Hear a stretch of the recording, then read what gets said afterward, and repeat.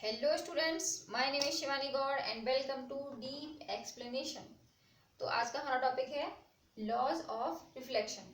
तो जो आज का हमारा टॉपिक है वो बहुत ही छोटा टॉपिक होने वाला है और इसके दो वीडियोज हमने लास्ट वीडियो में पढ़े हैं, तो आप जाके देख सकते हैं वहाँ पर। तो आज का हमारा टॉपिक है लॉज ऑफ रिफ्लेक्शन। तो क्या है लॉज ऑफ रिफ्लेक्शन? मान लीजिए कि हमारे पास एक मिरर है, ठीक है। हमारे पास क्या है? एक मिरर है। ये एक मिरर है हमारे पास, ठीक है। ओके,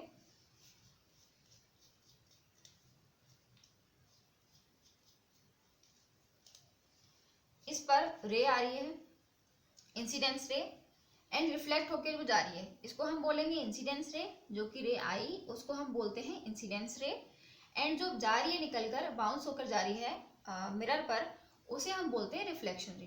तो इंसिडेंट रे आएगी तो उसका एरो इधर लगाएंगे और रिफ्लेक्शन रे का एरो हम इधर लगाएंगे।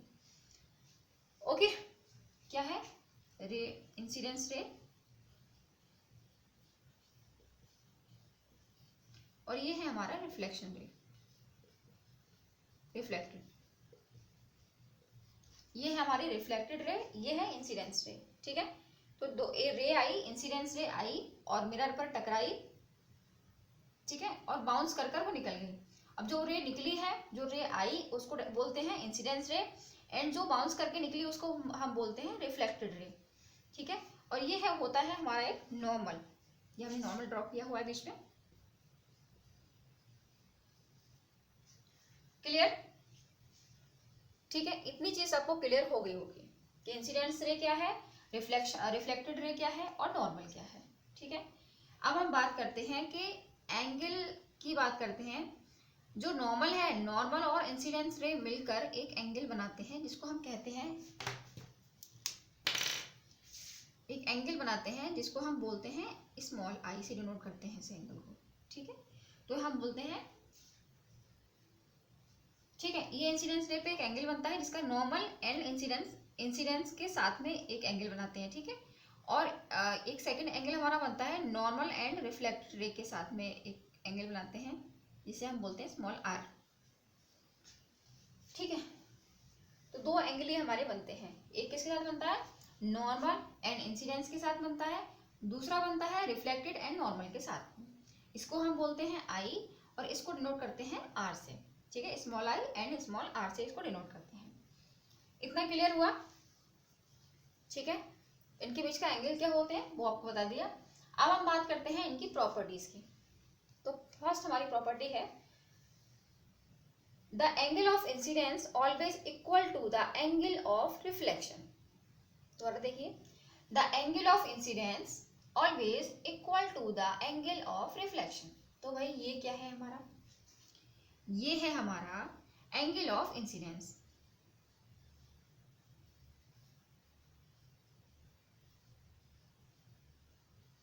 ये है हमारा एंगल ऑफ इंसिडेंस जो हम आई से डिनोट करते हैं, और ये है हमारा angle of reflection.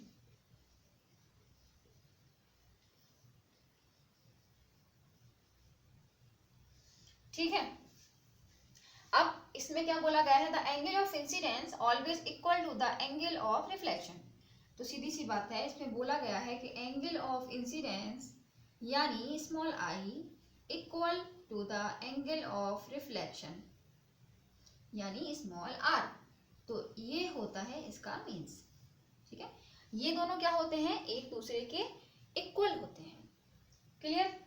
Second point हमारा है the incidence reflection and normal line और lie on a same plane. ठीक, the incidence reflection and normal, incidence reflection and normal lie on a same plane. ये जो तीनों है ना, वो एक ही प्लेन में होते हैं, ठीक है। इंसिडेंस, रिफ्लेक्शन एंड नॉर्मल जो होते हैं वो सेम प्लेन में होते हैं, ठीक है। मतलब क्या है? आपने को प्लेनर पढ़ा है ना मैथमेटिक्स में। को प्लेनर क्या होता है बताते हैं। को प्लेनर क्या है, ठीक है। जैसे कि मान लीजिए हमारे पास 3 मार्कर हैं, ठीक है। मेरे पास तो है 3-4 मार्कर। जैसे कि इस तरह से,